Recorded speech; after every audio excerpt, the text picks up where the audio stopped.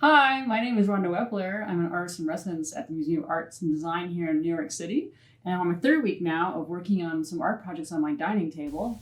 I often make sculptures using materials you can find in your home, like this cast of hundreds of objects made from a single unbroken piece of aluminum foil. This series of tutorials will show you how to use materials from your kitchen and home to make gifts that fit in a standard-sized envelope to mail to friends and family.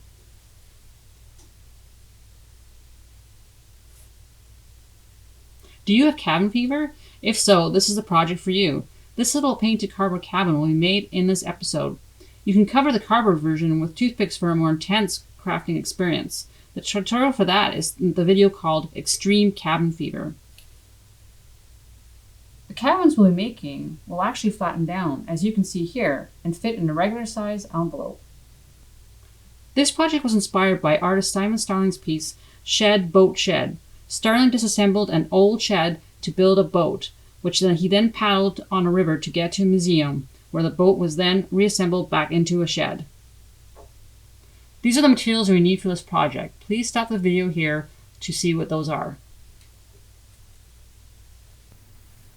This is the template you need to make the cabin. I used 1/2 centimeter graph paper. Please pause the video here to copy down the number of squares per side. You can also make your own graph paper by using a ruler and a pencil.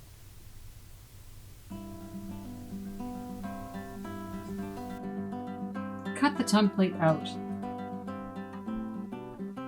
Lay the template onto cereal box type cardboard. You will need 2 copies of each part.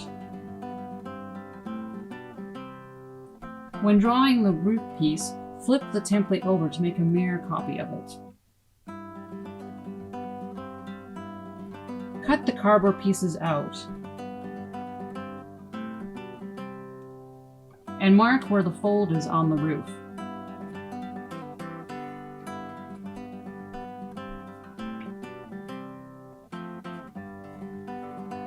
When cutting the second base part, trim off the walls where the folds would be.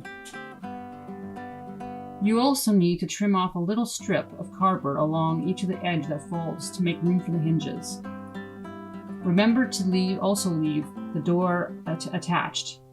Flip over the main base part. Cut 2 sandwich baggy type twist ties in half. These will be the hinges that will help your walls stay up when folded.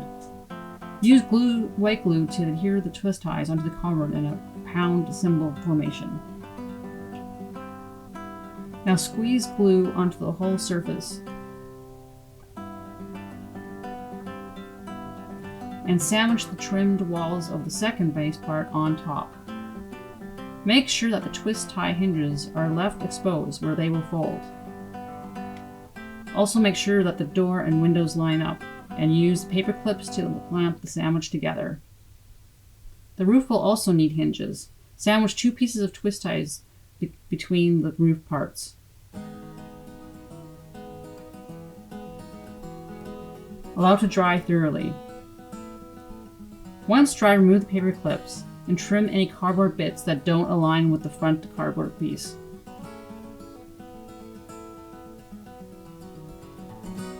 To make the folds, use a ruler and open scissors to square along the fold lines.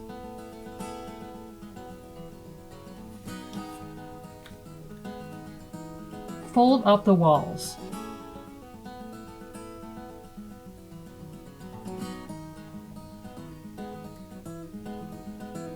And add the roof.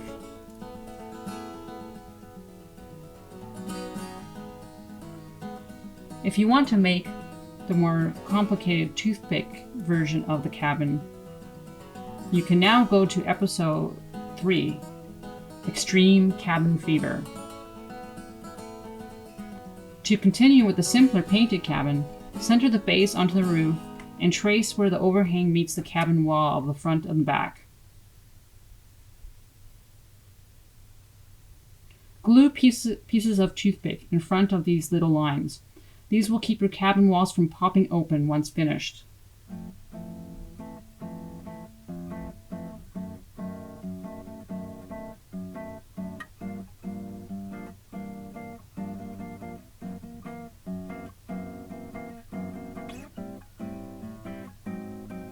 Clean off excess glue to make sure it is a tight fit for the roof to the cabin.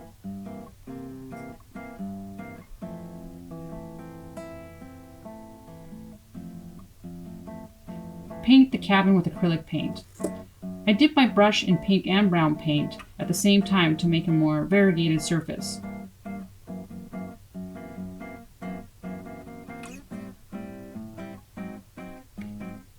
Before painting the roof, make sure the chimney fits. I will talk more about the chimney later, but you may need to open the little space up for the chimney to fit in better.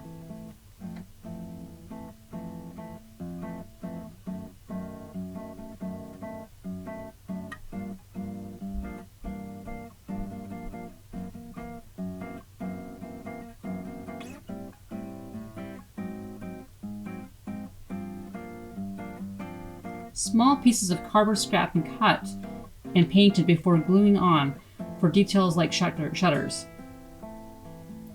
Before gluing on any details, use a fine tip permanent marker to draw a board pattern. Glue all the parts on and allow to dry.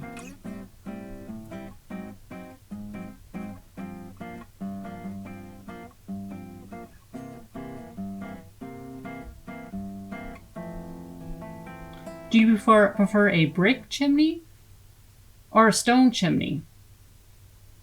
For a brick chimney, first bundle 4 matchsticks together with glue. Use acrylic paint or nail polish to paint, and use a fine tip permanent marker to add brick details and chimney soot. To make a stone chimney, first cover the roof of your cabin with a piece of foil. Cut a matchstick below the head.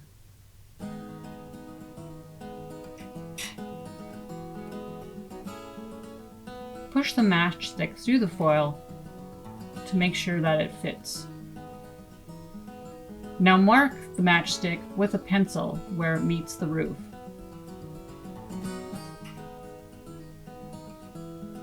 Cover the matchstick above this line with a bit of white glue and roll the glue part of the matchstick into a little container of quinoa. You can pat the quinoa down a bit to shape it a bit. Allow this to dry. You may need another roll in the quinoa to fill in any missing parts. In order to fit in an envelope, the chimney can only be a 1/4 inch wide at maximum. Measure and then sand with an emery board or a piece of sandpaper to make it smaller. Using a top coat or a sealer like this nail polish sealer will seal your project and help keep all the parts like the little shutters from falling off in the mail. Also seal the little quinoa chimney.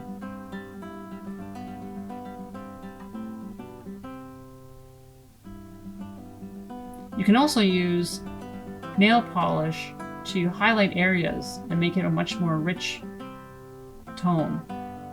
Or make your own custom tints by taking a permanent marker on a piece of foil and mixing it in with a clear coat nail polish.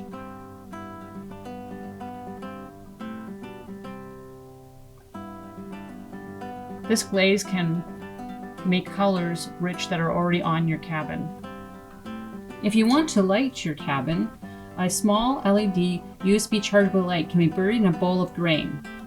The hole in the bottom of the cabin will allow light to enter it, but you will need to build little flaps out of black paper to go into the spaces around the edges of your cabin so light can't leak. Doesn't she look peaceful? I made a card that can be used as a backdrop. This little cabin's going to my friend Liz. She's out in Cortes Island in British Columbia in her cabin. She's out there on an unexpectedly longer visit. Well, thanks for watching. Next time I'm making lockets out of peanut shells. Stay safe out there.